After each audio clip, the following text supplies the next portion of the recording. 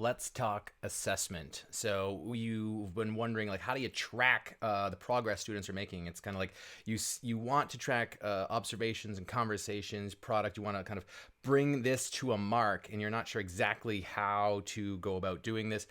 This has been our journey. This is a common question Kyle and I have been asking ourselves ever since we started teaching: is how can we track progress better, but at the same time to promote growth. In this video, we're going to talk about how to do it, and specifically how to use Google Slides as a portfolio program for you and your students. Stick around. Here we go.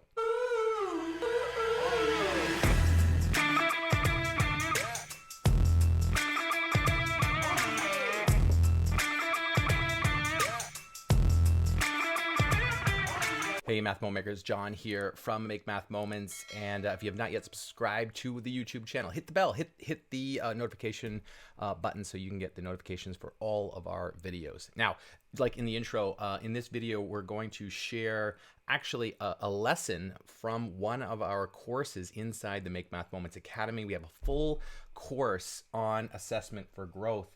Let me show you, just give you a little preview here, assessment for growth course, which it kind of details our journey, Kyle and I's journey, on what we've learned, what we're doing now in our classes to promote growth in the form of assessment and evaluation. In this particular course, there's 7 modules. We've got 2 case studies at the very end. But module 1, which is called Clearing the Path for Assessment for Growth, is fully open. You can get in there right now. There'll be a link below this video so you can access that course. Fully open. If I look at the lessons here, you talk about the purpose of assessment, assessment for growth, psychological safety, and then we have 10 strategies here to promote learning instead of labeling. The rest of the modules kind of walk you through how you can do that in your classroom. And in this specific video here, we're giving you a bonus. We're pulling a lesson from module 3, which is our standards-based grading for growth module, and we're talking about portfolios. So we have a number of lessons in that on portfolios. They're crossed out here because I've completed those lessons. And that's what happens when you complete a lesson. It shows that you've completed it. But we're pulling this one right here, lesson 7 from that, which is setting up a portfolio using Google Slides. That's the one you're going to see right here. So you're getting a glimpse. We tend to use FreshGrade right here, but we're going to show you how I've also used Google Slides to do the same kind of thing that we do in FreshGrade. So that's what you're going to see here in this video, and stick around so you can, again, access after this video, see where you can get access to the growth course and start your journey. Hey there, Math Moment Makers. John here from Make Math Moments, and we are in module 3 of the Assessment for Growth course, and this is lesson 7. And in lesson 7, we are talking about setting up a portfolio using Google Slides. If you've got a Google account, Google Classroom account, or if you already you're navigating in Google Land, or your school board is a Google school board or a school district, then this might be the option for you. I'm going to walk through kind of how it was set up, how to set it up in your class, and show you some best practices using the slides as your platform for hosting a portfolio for each of your students.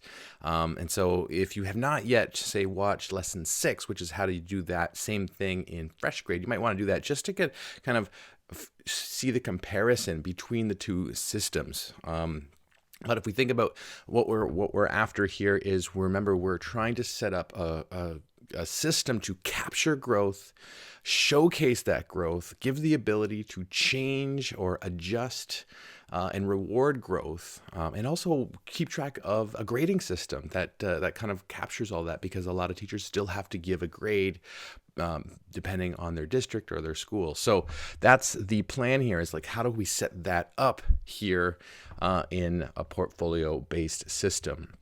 Okay, so I am going to, right now on the screen, I'm showing you the slide deck. That's what we've got here. So what the idea is that every student would get a slide deck sent to them, and then you would then share that slide deck with the student. So the student sees a slide deck, can edit the slide deck, you can see the slide deck, and also edit the slide deck. I'll show you how to share that with a student in a little bit, but right now you're looking at kind of the main slide. And so this slide, now before I continue, this slide deck was not developed by me, and it wasn't developed by Kyle. It was actually developed by Carmen Sinatra, which you heard back in lesson 5, and her team. So they had been using this particular slide deck. I said, hey, Carmen, this is a great idea. Send me the slide deck. I'd love to use it in my class and also share that with the Math Moment Maker community.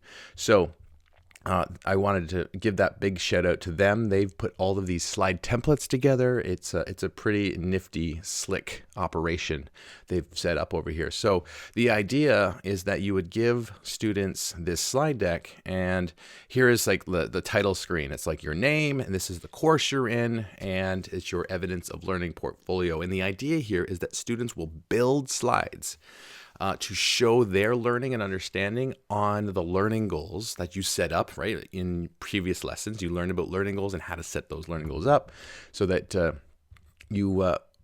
students would showcase that learning on those learning goals on these different slides. And the nice thing about what they set up is they got different templates to have students choose different styles and different ways to showcase that learning.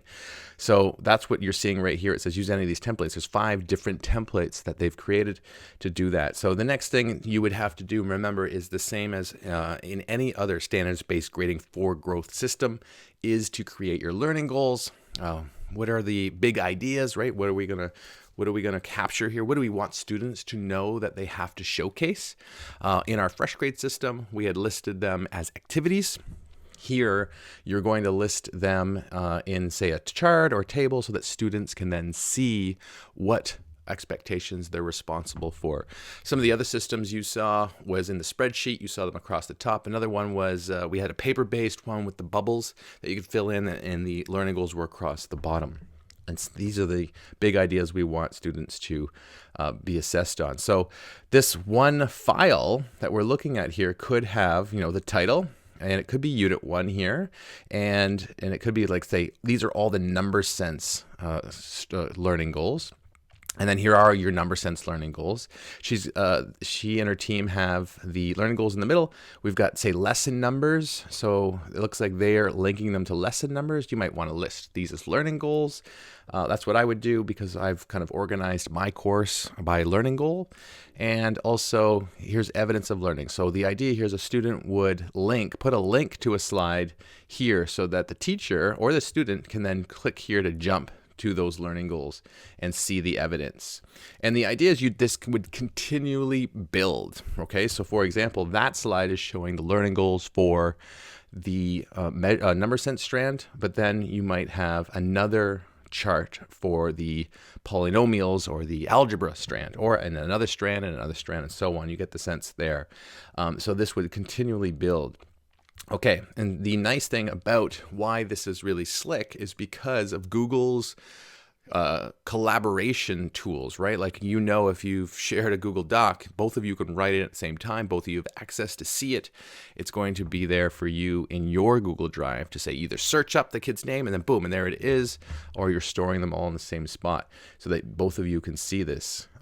So that is a beauty part, right? Like you can use those share tools, and I'm going to show you how to share it in a moment because you can share it with your Google Classroom if you're using Google Classroom.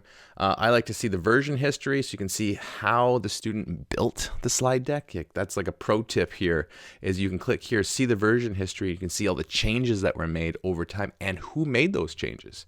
Was it the student? Was it not the student? Interesting stuff. Okay, so let me just walk you through the slide templates, because the idea here is that, hey, if a student is going to showcase learning on add and subtract polynomials up to 2 variables, how do they do that, right? How are they going to showcase that learning? So right here on the top, I've got we got our title slide, and then you'll see one slide here is the templates that they've put together. They've got 5 different templates that they can put together with some examples in them. What I did is I blew these pictures up and put them along the side here so that we can go through them and you can see them. And you'll get a copy of this document so that you could duplicate the document for your own class and then send that out to all your students. And you can leave, and I would recommend leaving these templates in so the students can see what, say, a good model might look like to showcase learning. So for example, the first template they have here is called it's like evidence log. So it's like I'm just creating a log that shows that learning, and they've started these boxes off to fill in. So this is the parts, like the students can fill these things in. Now if you think of the analogous system with FreshGrade, is FreshGrade was building activities, and in the activities I was naming them learning goals, and their kids were uploading pictures. And that's what's happening right here, right? They're uploading evidence really and showcasing evidence and explaining evidence. And then you get to see them as a teacher, which is going to be the same thing happening here. However, I would set up the next step stage, which I think this part is missing with the template, but you could build that in. You could have a slide that says next steps here if you like. But I really like how these templates are set up with the I can statements, right? So you're copying the learning goal in here, like I can do these things, and the student actually, the nice part is the student can actually write that sentence. I think this is the link to the lesson and then the date it was done. And here's our evidence, right? So the evidence could be they type it out. The evidence could be they take a picture of work, and then there's some notes. So this is just an example of an evidence log. Hey, it's show me that you can do this, or you understand this, or you know this topic. That's evidence log 1. The next template here we have is the evidence log 2, which is the same type of thing, but it's just a different example, and it's a different, say, template. We've got, notice here, it's kind of like this box template in this order, and then we've got a side-by-side comparison. Nicer for, say, putting a picture in and then commenting on that picture. The next template is I've got the annotated notes over here, which is you can drop a video in there, right? So kids could go insert, and they could put audio, they could put video, they could put diagrams, they can put text boxes, all that stuff. So they could drop a video in there, and they could be explaining how to do this. And then this is hey, this is what happened in this video. And notice it has the I can statement at the top as well. Another template we have here is the picture this, which is dropping a picture in. So I'll show you that. Again, there's the I can statement. We've got the date. We've got a picture here, and it's more about this picture I wanted. Oh, and it says, notice there's some sentence structures here. This is more to this photo you can see. I want you to notice these things, that kind of stuff. So this is a nice template here to show a picture. And the last template we have here is this was a nice one because it's really like it gets at the heart of some of the thinking that students have been doing. It says I used to think. So if we jump down here, notice we got the learning goal in the I can statement here, but it says I used to think this. And then it might show an example of what I used to do or I used to think, but now I think about this, or now I think this.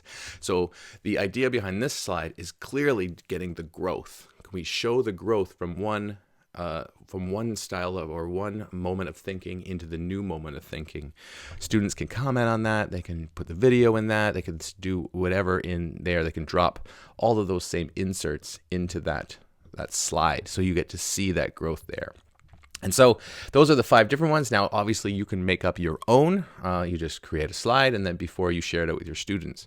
In the next section of the slide deck is just the blank templates. So notice you're going to send those out to your students, and students' job is to copy a slide like this. Says, hey, I'm going to copy this slide, and I can paste it below these to show, oh, hey, I'm going to do this substitute into algebraic expressions learning goal, and I'm going to showcase learning on that one.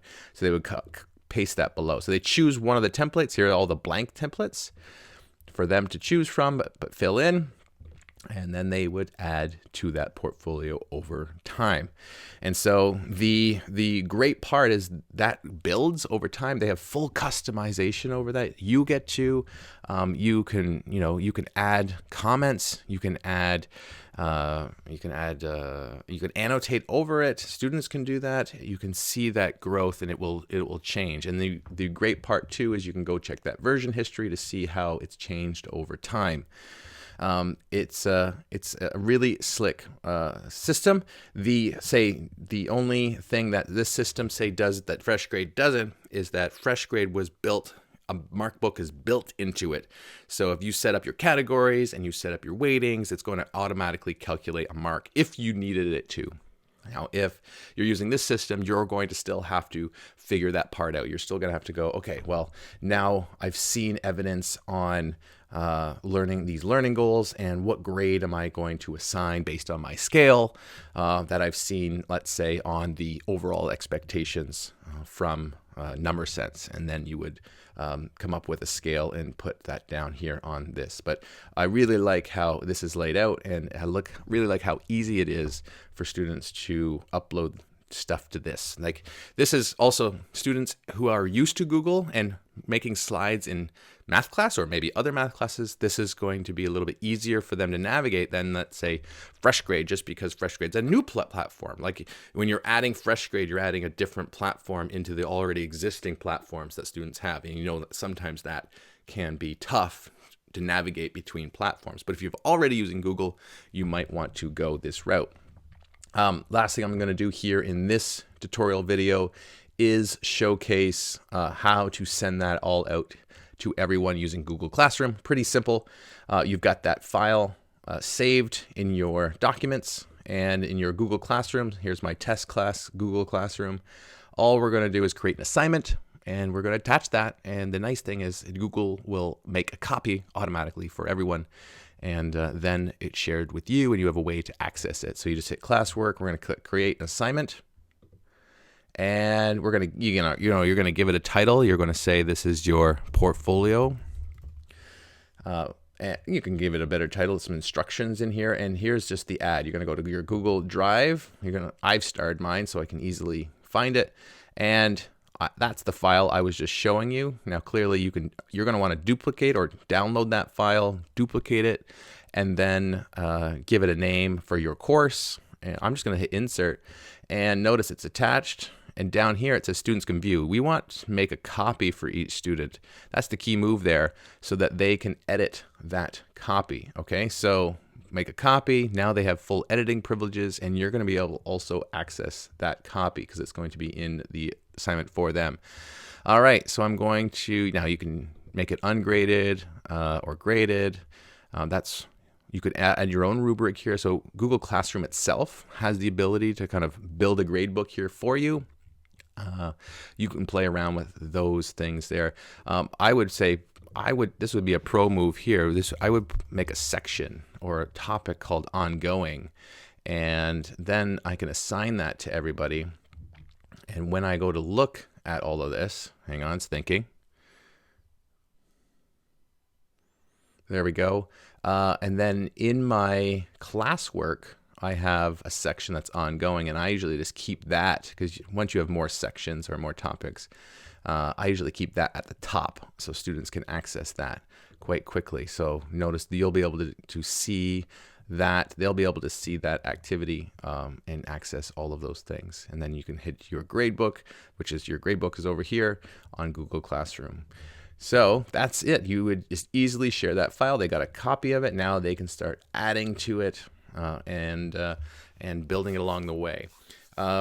Join us in the next module. Module 4 is like, what are the ins and outs of using portfolios? Like, these two lessons, 6 and 7, were about setting them up. Module 4 is now going to be like, how do I structure using that in my class time? Like, what do I do each week? Or is this something we do daily? Like, what are the what's the kind of the logistics around using portfolios in the class to capture evidence? Like, how do I capture evidence? How do I then throw a grade down on it if I needed to? How do I provide that feedback when I need to? So we're going to do that in the next module, module 4. That's called setting up the time for